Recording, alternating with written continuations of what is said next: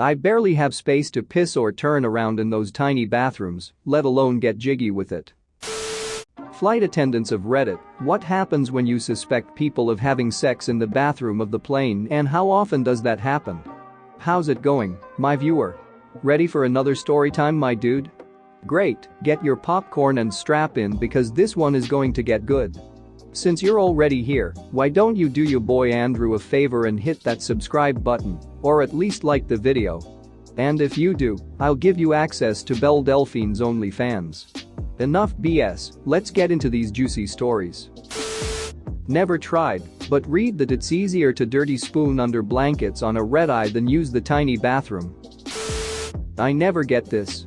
On every flight I've been on, there's always lineups for the bathroom. And flight attendants nearby. How do two people get in there unnoticed? I caught two little people having sex in the photo booth at my bar. We had to lift them out by hand because they were so drunk. They were completely naked. Pilot here. Once heard our senior cabin crew bang the door and shout in her thick Irish accent, "If I'm not getting any, yous too sure as hell aren't. Get out and sit down." Edit. My most liked comment is about customers doing the nasty in the loo. Great. The logistics of this seem mind-boggling. I can barely close the door while avoiding pee splatter and fluids on the side of the toilet. I guess I'm just too grossly uncoordinated to ever be in the Mile High Club. I just can't fathom how to fit all 6 of us in the bathroom. United here. I knock on the door and ask if everything's okay. If they're smart, only one person answers. I can't exactly barge in, but once I hear a second voice, I can open the door. This is where the fun begins. I then drag the two with their pants down to the front. They get to do the walk of shame. Then I open the emergency door and fling them out. They make a nice splash over the ocean. I usually quip at them something pithy I practiced the night before, something like "you should have used a serious tag." It wasn't sex, but I actually had a flight attendant introduce me to a guy I dated for 3 years. We were flying out of a war area and I had an entire row to myself. It was a dry contract, so the second we were wheels up from the last post, everyone was ordering beer and/or liquor. I was listening to music and felt someone watching me. So I turn to my left and see this super cute guy holding 6 beers. He told me the flight attendant only agreed to give him that many if he would come up to my row and share them with me. I looked back at the flight attendant and he was giving me a thumbs up. He sat down and then we dated for years. He actually sent me a photo of him and the same flight attendant a couple of years ago. Serious answer: not very often. How do we react? It depends. If they are first-class passengers, you pretend you don't see. I once had a couple ask me if they both could use it together. Confused, I asked why. He gave me a wink and said it is on their bucket list. This couple was in their late 50s. I informed him, only one person is allowed inside at any given time, and if I see them enter together, I would have to stop them. However, I will be leaving for 15 mins now. They did the deed and thanked me. I'm all about helping people tick off their bucket lists. I fly for a really big international airline. So I had chance to see people from all over the world. Still, I can say it doesn't happen that much. What happens, how I react depends on the flight, passengers and their previous attitude.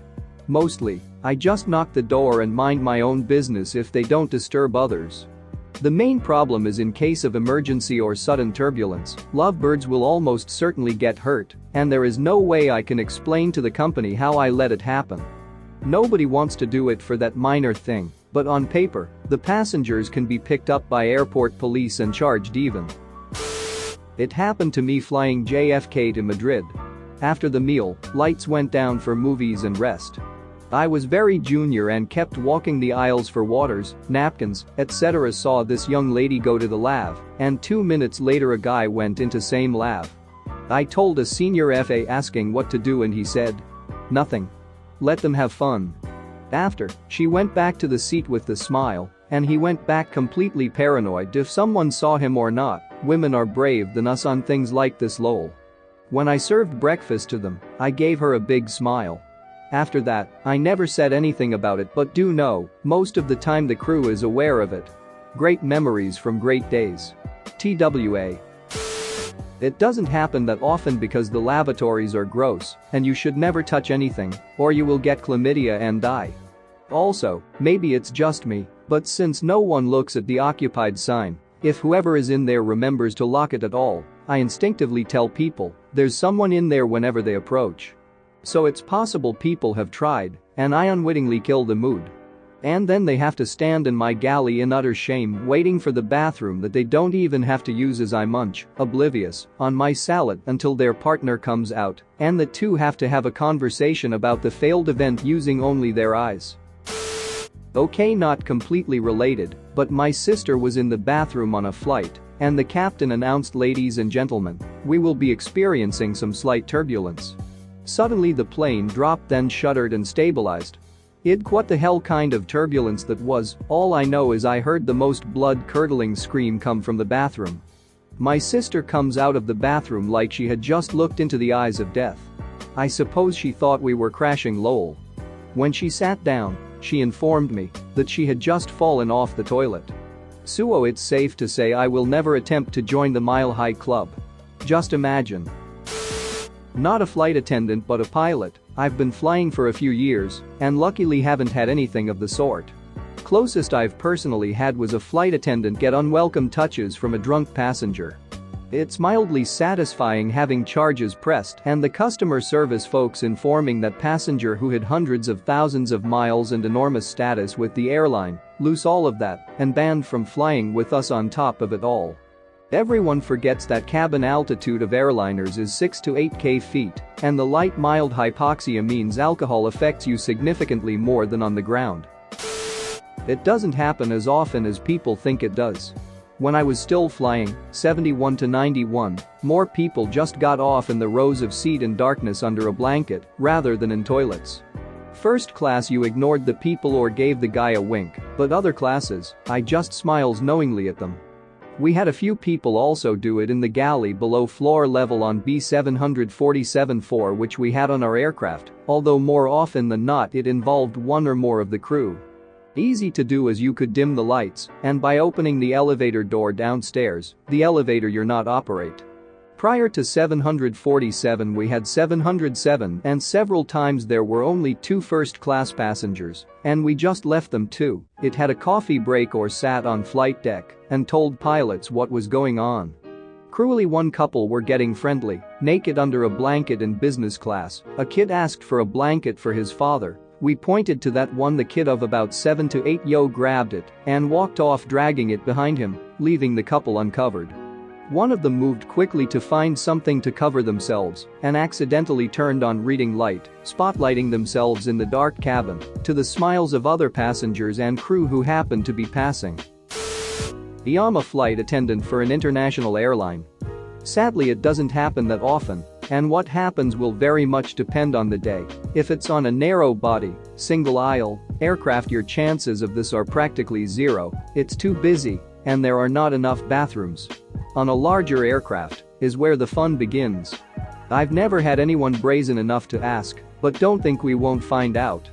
As another poster has said, we're never too far from the toilets usually, and also check them regularly, so don't think we won't find out. There are times when I've been too busy to give a crap, however with a bit more time. If possible we're going to make the most of it and call throughout the plane to let all the other crew know what's going on. And at least we'll be listening to the awkward knocks and stifled whimpers through that flimsy door and having a good giggle behind your back. I've brought down champagne from business before for a frisky couple after the fact. She turned bright red, but he seemed pretty impressed with himself. I've also flown with a terrible square who knocked down the door and ruined the party. So I guess the answer is YMMV. We also know what's going on when 2 people are sharing a blanket across seats. You are surrounded by the elderly, children, etc. Don't be a douche. Additionally, I would like to add that the toilets are absolutely disgusting, even when they have just been cleaned. The cleaning crew are under tight deadlines just like everyone else. Even in this COVID world, money comes first, and time is money. Pet peeve: do not wear socks to the bathroom. You wouldn't do it in any other public bathroom where people have pissed or shat all over the floor. If you want some real juicy stories, look for what FAs get up to on their downtime. Thanks for watching. What did you think of the story time? Let me know in the comments below. If you liked the video, smash that like button and subscribe so you don't miss any more story times.